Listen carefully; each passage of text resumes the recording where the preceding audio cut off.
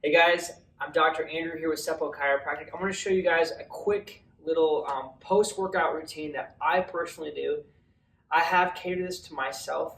I'm a short, stocky kind of guy, and I have a ton of history of lifting for football and for rugby, baseball, and those are sports that prioritize strength and not really mobility as much. So my body has morphed into a certain specific pattern of musculature where I have really tight hip flexors, really tight IT bands, really tight glutes, and piriformis. And so this routine is something that I do. I recommend a lot of these different moves to our patients. And so we just want to show you guys a video of me actually walking through that. So the first thing I do is I do a breathing reset. It's really great to calm your body down. It's called a child's pose. A lot of these are different yoga positions, so I'll use kind of those names. Basically, you're going to sink back on your knees, and you're going to let yourself breathe. And so you sit back. The goal is to kind of get your chest close to the ground and just sit back on your heels. Your head maybe drop to the floor. Maybe put your hands right here and breathe. This is great, again, to elongate the spine, to let that decompress. So I do that for a good minute or two. Then from there, I go into my cat-cow. This is something we actually do before each adjustment. It's a flexion and extension of the low back as well as the mid back. So we're going to come right here on your hands and knees. We're going to allow our lower back, our belly to sink towards the floor, and our chest and our head go up. Deep breath in through the nose. Once that belly gets full of air, we're going to blow it out. We're going to roll our head down, we're going to tuck our chin, and we're going to let our lower back curve and arch up. We'll repeat that.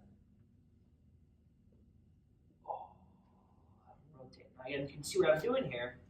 So I'm providing this movement, this flexion and extension, my lower back, as well as my mid-thoracic. So from here all the way down there, I'm getting a lot of great mobility work. That's essential for your discs to stay healthy, as well as for nutrients to flow to and from your brain and the rest of your body through fluid called CSF, or cerebral spinal fluid. It's really important for that to happen for your brain to get proper oxygen and glucose. So with the cat-cow, I've done that flexion extension.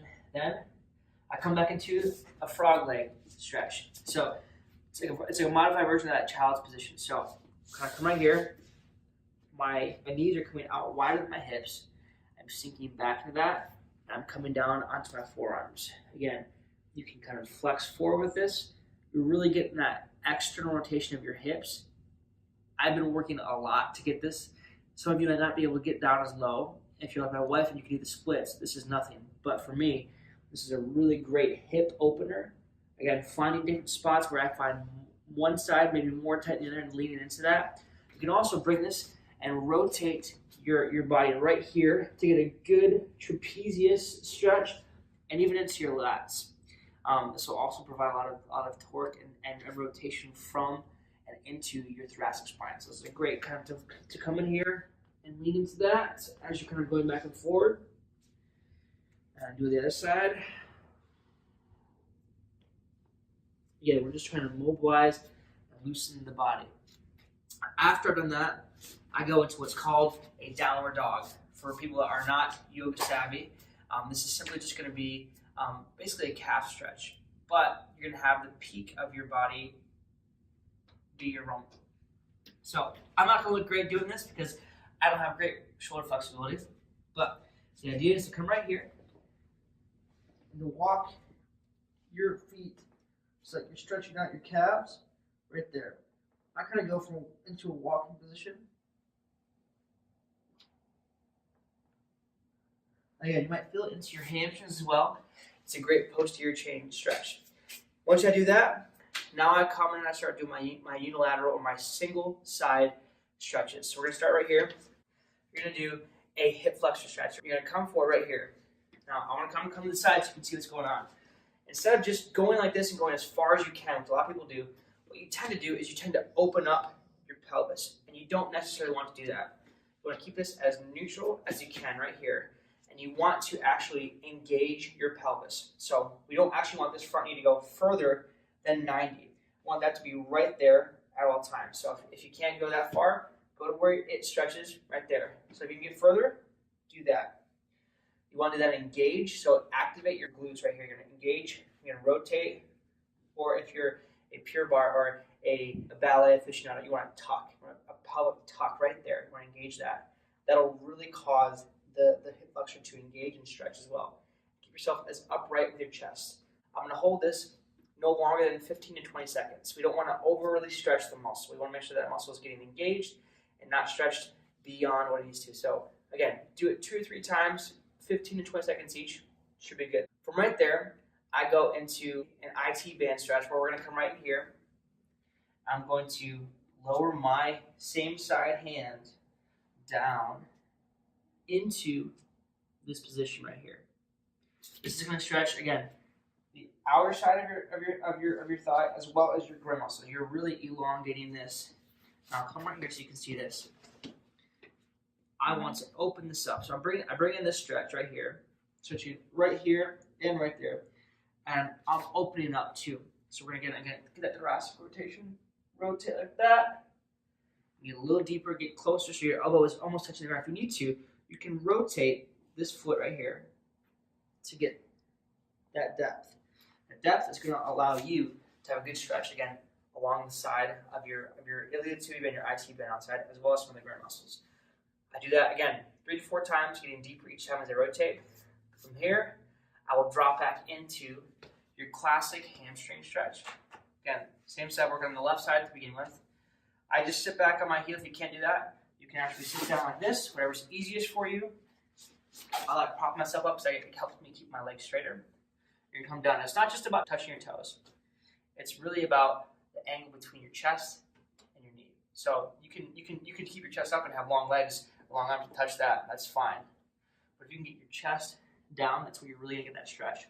I always try to stretch in 3 different directions. I go medial, relax, middle, relax, and the lateral side of my foot. You have different heads of your muscles in your hamstrings that allow that to stretch. That simple movement and change allows you to stretch different fibers. From there, we're going to go into a pigeon pose. Pigeon pose is great to stretch your glutes. Medius minimus, which is right here, the top part of that buttock. You have your gluteus major, which covers all of it. Your glute minimus minor that are up here, and your piriformis, which is down right there. We're going to stretch those out in a different way. The piriformis is going to be right here. You're going to place your foot that we're stretching right there, and you want to keep it as perpendicular to your body as possible. From here, keep it on your chest, nice and close, again, down to the ground. If this is difficult for you, you can modify this by actually putting this leg on top of, say, a couch or a chair or a bed. The higher elevated it is, the easier it is. So the lower it is, the more difficult, and the better that stretch. Again, you're keeping this foot right here. You're not bending it out like that. You're keeping it as nice and in line as you can, and keeping this down. This stretch you're going to hold, again, 25, 30 seconds tops. You can do it a couple times. From here, the last thing I'm going to stretch on this side, actually we're going to have 2 more things. From here, we're going to stretch our piriformis. I call it the pesky piriformis because it's very difficult to stretch. A lot of people don't actually stretch it correctly. So if you haven't or you've heard of that, you need to watch this very closely.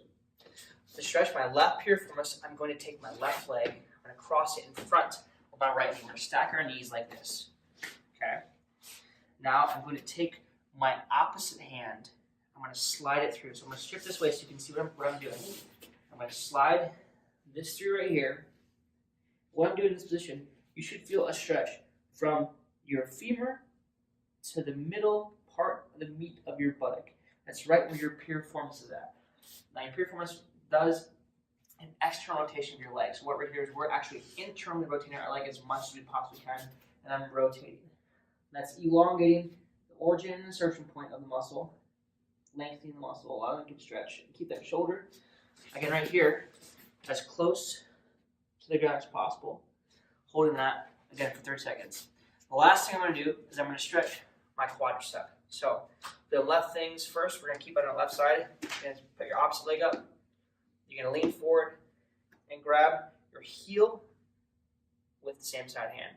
You want to bring this as close to your hip as possible. And again, you want to bring this hip towards the ground, so you're going to lean into that. If this is too hard for you, you can always stand up and do that. Put your hand against the wall and hold that.